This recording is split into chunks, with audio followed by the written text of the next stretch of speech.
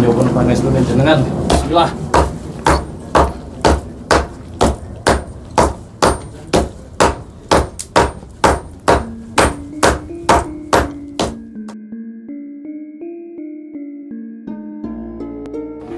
Alhamdulillahirrahmanirrahim. Yang pertama saya menyampaikan selamat datang di Saren Galeri Mufanani yang pada sore hari ini ada kegiatan Purwa Bimpa.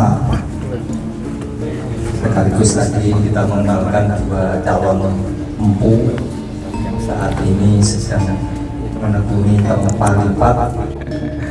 Alhamdulillah pada sore hari ini kita akan menambah sedikit perbincangan berkaitan dengan Linggayoni, yang mana Linggayoni ini adalah sudah akrab ya di lingkungan kita.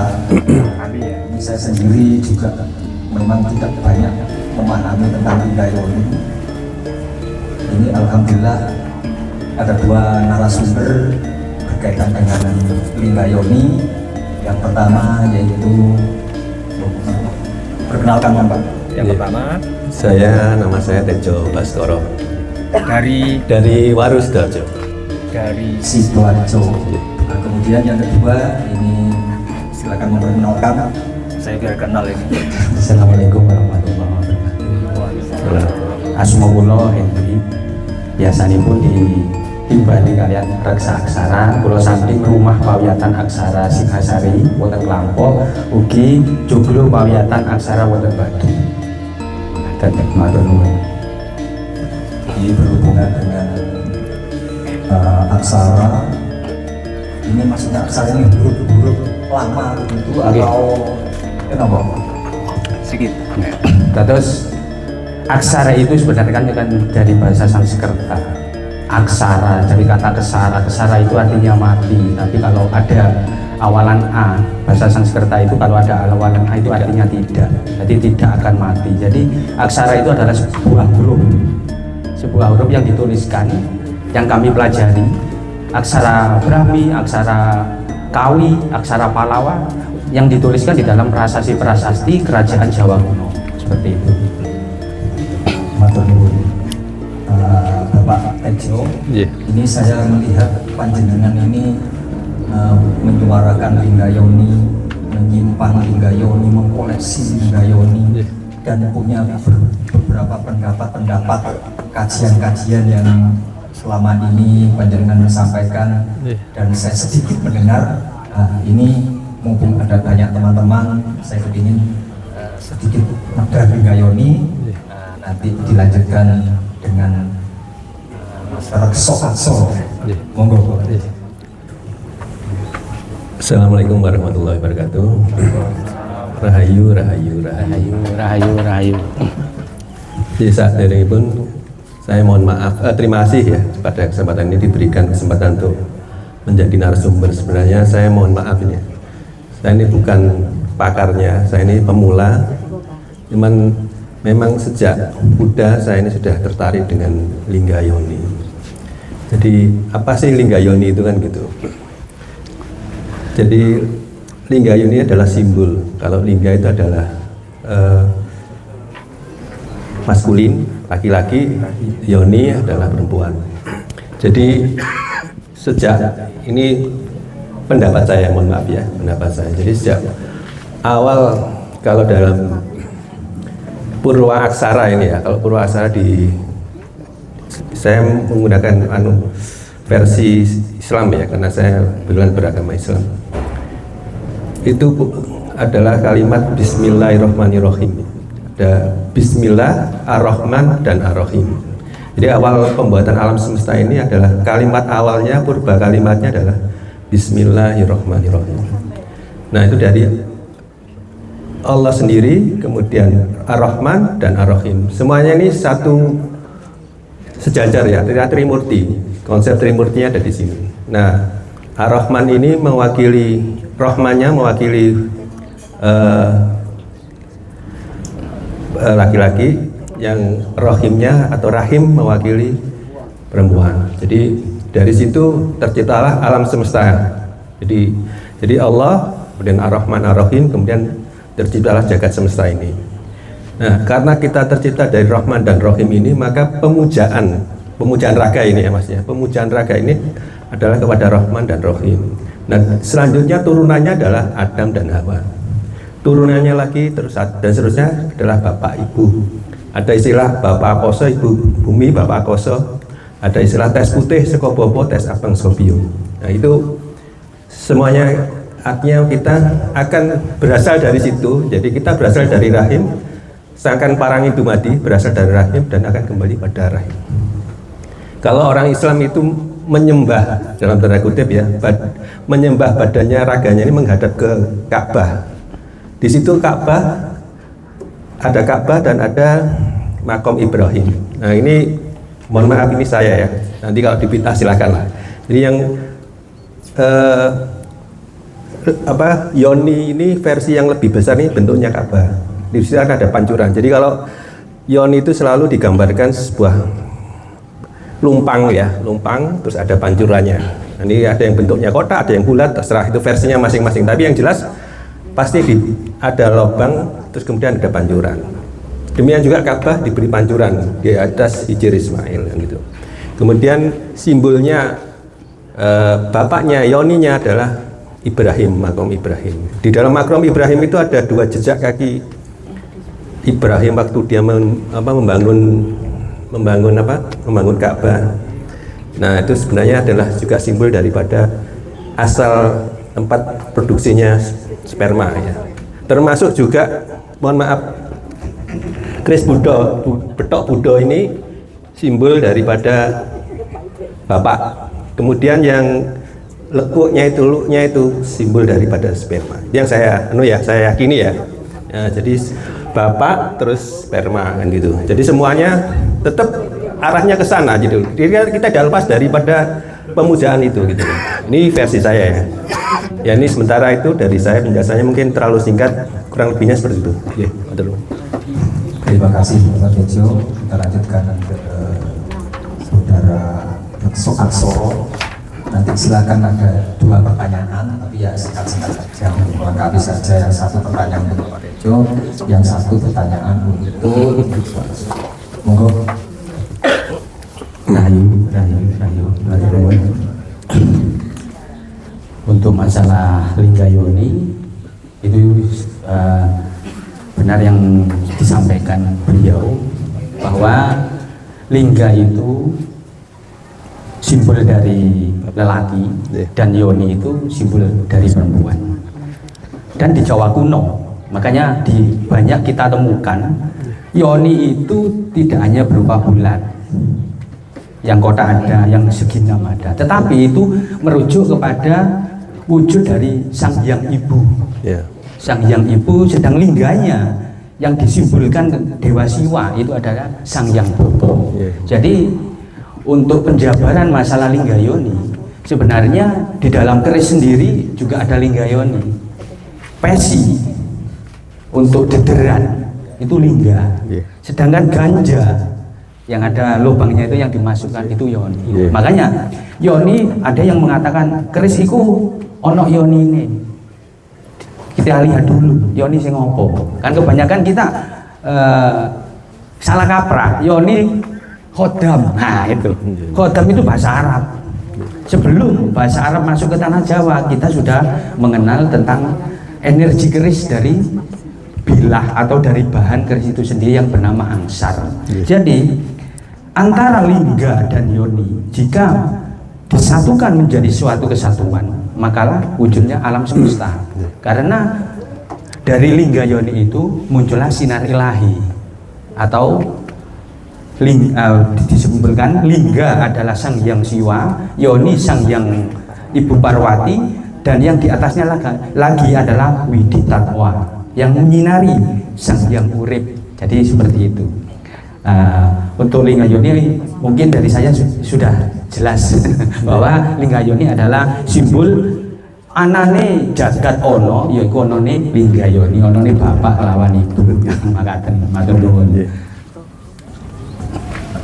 Terima kasih. Ini masih ada 10 menit lagi untuk tanya jawab. Jadi kita tadi sudah mendengar apa itu Linggayoni, kemudian mulai kapan sampai sekarang ada Linggayoni, di Mekah ada Linggayoni, di Nusantara ada Linggayoni, di Vatikan kan ada Linggayoni. Ada. Di Vatikan ada Linggayoni. Yeah. Kemudian ada pertanyaan, apakah di IKN-nya ada Linggayoni? Nah, belum. Ini belum. Belum. Kita pengen sampai di sana. Kalau Jakarta sudah, Monas itu. Ya. Monas Linggayoni, Ya. Keris Linggayoni, Ya. dan kita semua ini adalah bagian dari Linggayoni. Ya. Ya. Monggo yang mau bertanya. Monggo Ibu. Nama? Rahayu, Ayo. matur nuwun. Iya. Saya dari Kasenggol, Barat sendiri. Wah. Terima kasih bagus, saya tadi dikasih tahu ada acara ini mana beliaunya. Begini Pak, dalam hati saya itu gini, apakah ada sesuatu yang terkandung jika kita itu menemukan suatu Linggayoni di suatu tempat? Apakah itu ada petanda atau oh berarti ini dulu tempatnya ini, apakah ada sesuatu yang seperti itu yang sampai hingga saat ini saya belum bisa menjawab. Kayak saya belajar alam itu saya belum bisa menemukan seperti itu. Matur Rahayu. Monggo. Neng aten-atenin ya. Temunya Linggayoni itu di maksudnya alam terbuka pada saat perjalanan atau mimpi, nggak mimpi ya? Oh, nyata. Jadi waktu Ya, Apa tempat itu punya pengaruh? suatu ketika saya dipanggil, Bu, ini saya ada menemukan Linggayoni. Nah, seperti itu kan banyak terjadi. Lalu seperti saya pun nggak bisa menjelaskan ini tandanya apa dulu ini kerajaan atau ini dulu taman atau bagaimana gitu. Sejarah. Tempatnya dulu keramat. Lah, apakah di situ Bukan bagian tempat. dari pesalen, monggo ini. Jadi saya jawab aja ya. Jadi candi itu di dalamnya ada Linggayoni. Nah, jadi kalau menjenengan ada tempat di situ ada Linggayoni, biasanya itu dipakai untuk pemujaan, itu ritual. Karena semua di Bali pun juga pura-pura itu di bagian belakang, tapi tidak pernah ditampakkan itu ada lingga dan yoni juga. Pura-pura itu. Kalau dari saya, gimana kok? Ya kan? Kalau panjenengan menemukan suatu Linggayoni dan itu pun tempat terbuka nih. Nah, seperti yang saya jalani beberapa saat ini sama beliau Mas Ken, sering menemukan Linggayoni di desanya. Jadi bisa diperkirakan di tempat itu bukan hanya sekedar candi, tapi di situ adalah persemamuran, seperti di situ adalah sawah atau pategalan. Nah, sejak zaman Jawa kuno, jika leluhur kita setelah panen itu pasti menghaturkan hatur bekti, terima kasih kepada Sang Hyang Murbeng Jagat, pada Gusti Kang Maha Kuwasa lewat Linggayoni itu. Jadi hasil-hasil tanaman yang di situ ditaruh di situ untuk dipersembahkan, didoai bersama, kenduren bareng. Jadi kalau Linggayoni yang besar ukurannya 1 meter sampai 1,20 meter, yang saya pelajari dari ilmu arkeologi itu adalah Linggayoni utama yang berada di Caitya atau candi. Tapi kalau seperti lumpang, seperti kecil itu biasanya di pategalan kali persawahan makaten. Jadi sudah ditentukan, oh ini dulu memang tempat untuk leluhur kita waktu hatur agung atau sedekah bumi, seperti itu. Matur nuwun. Mungkin saya tambah sedikit aja.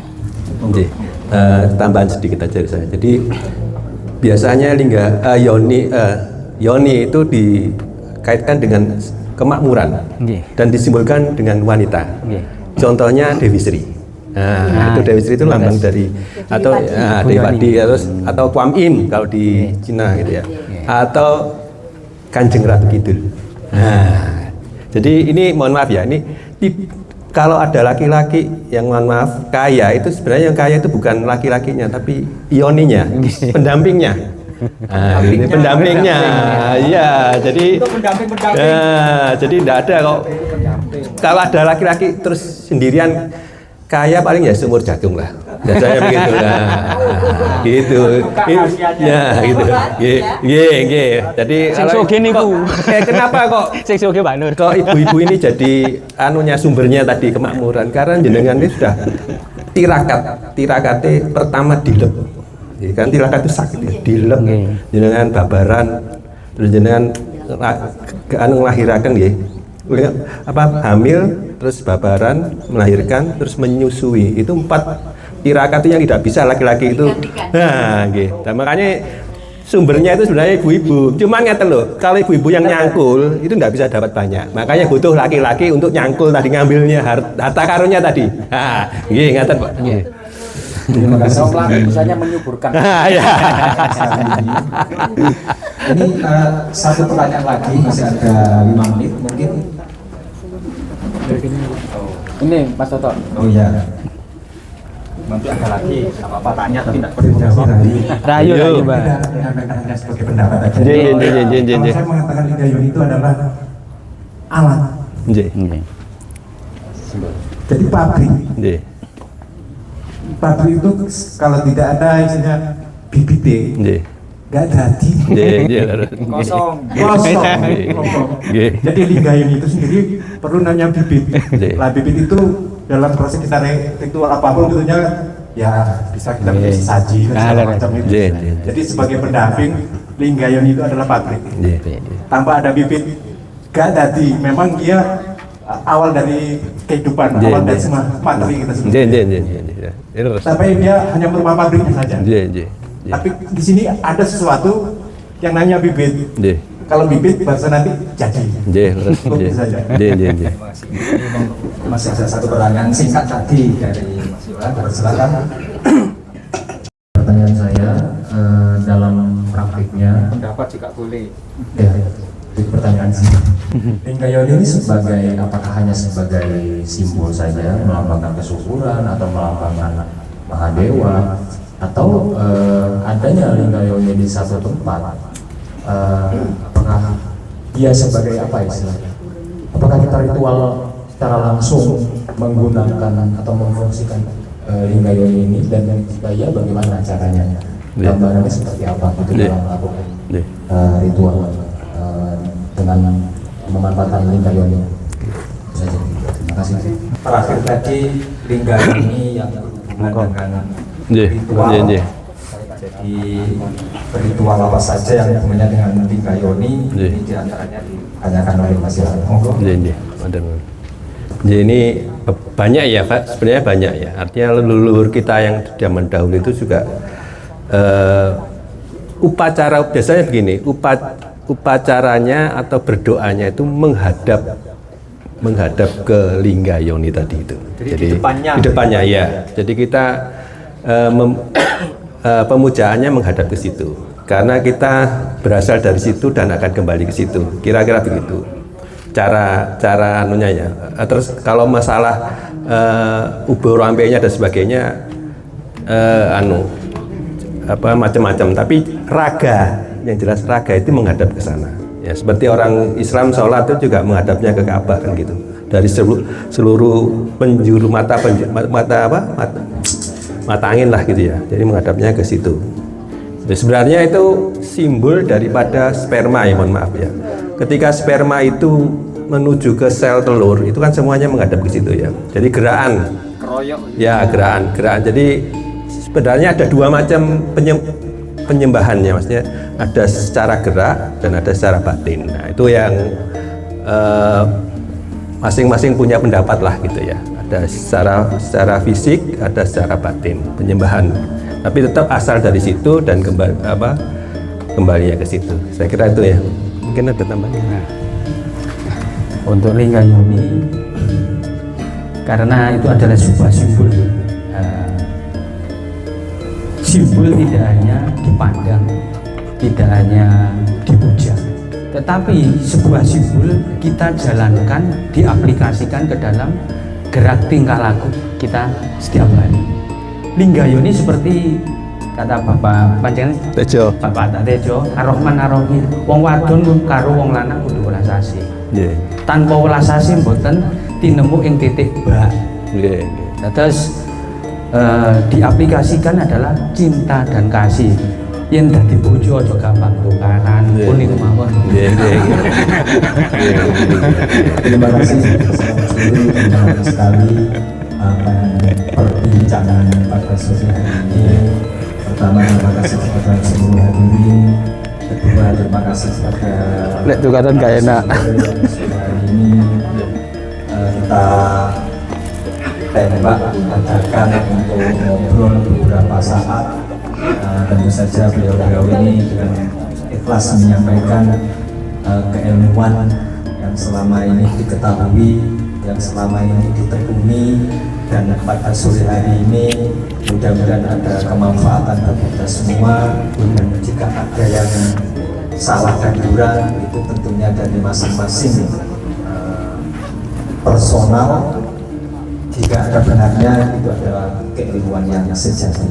Terima kasih. Wassalamualaikum warahmatullahi wabarakatuh. Waalaikumsalam warahmatullahi wabarakatuh.